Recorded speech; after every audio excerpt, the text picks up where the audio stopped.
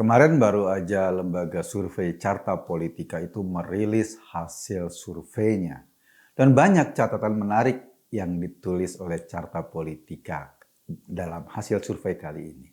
Salah satu yang paling menjadi pembicaraan, elektabilitas Partai Nasdem yang sebelumnya sempat melorot setelah dia mendeklarasi Anies, dalam survei terakhir ternyata mulai reborn, mulai bangkit. Misalnya, dalam survei yang dilakukan November atau awal-awal November itu, Carta Politika mendapatkan elektabilitas Nasdem naik signifikan. 2 bulan lalu dalam survei yang sama, elektabilitas Nasdem hanya 4,8%. Sekarang justru naik menjadi 6%. Lumayan naik 2%-an lebih atau naik 2%. Iya sih. Angka 6% itu masih di bawah PDIP, jauh PDIP 21%. Di bawah Golkar, di bawah Gerindra, dan juga di bawah PKB. Tetapi ini satu data yang menarik, angka elektabilitas partai-partai besar itu menurut Carta Politika cenderung stagnan elektabilitasnya. Nggak naik, nggak turun, stuck di situ aja. Mungkin karena segmen tradisional para pendukung partai itu udah maksimal. Misalnya PDIP di angka 21%. Memang segmen militannya PDIP di angka segitu. Kita nggak tahu nanti kalau mereka sudah mendeklarasi seorang capres barangkali bisa ikut terkerek naik. Atau elektabilitasnya PKB misalnya. Itu barangkali segmen tradisionalnya PKB ya di angka segitu juga. Jadi menurut Carta Politika, banyak partai, terutama partai-partai besar elektabilitasnya stagnan, sementara Nasdem, wow, agak meningkat. Dan angka yang stagnan itu ya selain tadi PDIP, PKB juga terjadi di Gerindra dan Golkar. Emang ketika awal mendeklarasikan Anies Baswedan sebagai capres, Nasdem seperti kehilangan pemilih tradisionalnya. Pemilih Nasdem misalnya yang ada di Indonesia Timur cenderung lari dari partai itu. Belum lagi sebagian kader dan pengurus Nasdem rame-rame mengundurkan diri. Mereka tidak ikhlas diidentifikasi dengan Anies. Jadi mereka cepat-cepat untuk melepaskan diri dari Nasdem. Ada juga petingginya yang sebetulnya nggak setuju dengan keputusan itu dan tidak menyatakan mengundurkan diri, tapi kayaknya ya cenderung pasif, lebih baik diam di belakang.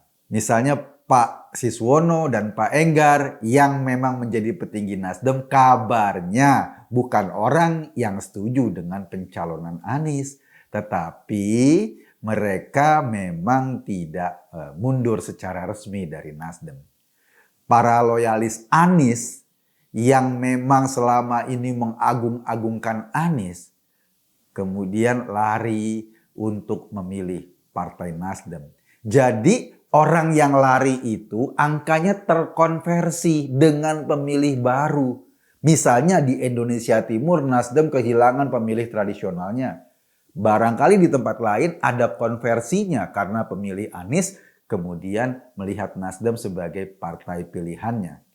Singkatnya ya, voter tradisional Nasdem yang lari mulai digantikan oleh kelompok lain yang bersimpati pada Nasdem justru karena Nasdem mengusung Anies sebagai calon presidennya.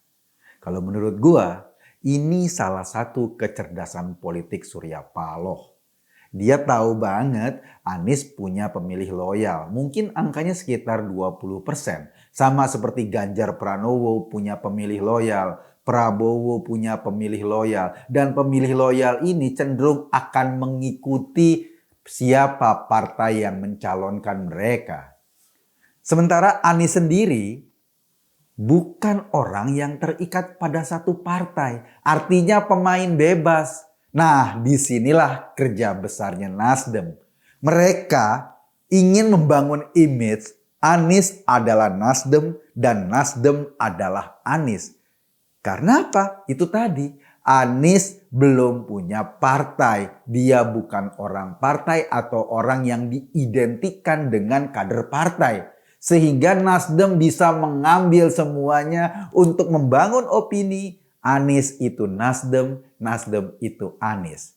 Singkatnya, efek ekor jas Anies berusaha dimanfaatkan secara maksimal oleh Nasdem. Tapi untuk memaksimalkan usaha ini ada syaratnya. Syaratnya apa? Partai-partai lain jangan ngedeket dulu. Jadi biarkan Anies milik Nasdem seorang dan Nasdem diidentikan dengan Anies sehingga Anies memberikan efek ekor jas. Itulah strategi kenapa Nasdem kemarin itu nyelonong sendirian mendeklarasikan Anies.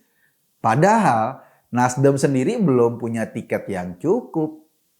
Mereka tahu Nasdem nggak punya tiket yang cukup. Kalau mau mendeklarasikan sebagai capres, maka Nasdem harus berkoalisi dengan partai lain. Masalahnya, kalau koalisinya cepat terbangun, maka Anies punya 3 partai. Misalnya kalau koalisinya bareng PKS sama Demokrat, Anies punya Demokrat, Anies juga punya PKS, selain punya Nasdem. Akibatnya apa? Akibatnya efek ekor jasnya Anies atau para pemilih loyalnya Anies kan akan terdistribusi ke berbagai partai koalisi itu. Nasdem tidak bisa menikmati sendirian. Nah, itulah yang kayaknya nggak dikehendaki Nasdem. Nasdem mau berlama-lama membiarkan saja koalisi ini ngambang-ngambang. Jangan kaget jika rencana koalisi Nasdem, PKS, Demokrat itu nggak pernah jadi. Rencana deklarasi tanggal 10 November kemarin gagal total. Kenapa? Sekali lagi bagi Partai Nasdem mungkin ketika mereka cepat-cepat koalisi ini malah nggak menguntungkan. Bagi Nasdem ini bukan soal copras-capres. Langkah ini lebih mempertimbangkan pemilu legislatif, mempertimbangkan suara partai, mempertimbangkan efek ekor jas bagi partai. Jadi ini bukan soal capres. Akhirnya kita bisa memahami ketika pada suatu kesempatan Surya Paloh pernah bilang, ya kalau koalisi boleh. Kalau nggak mau koalisi juga nggak apa-apa. Seolah menafikan ada PKS dan ada Demokrat di situ.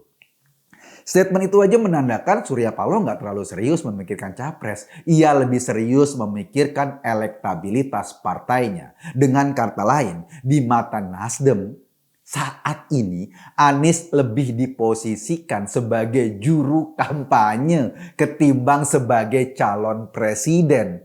Kalau mau dibilang itulah kecerdasan politiknya Surya Paloh.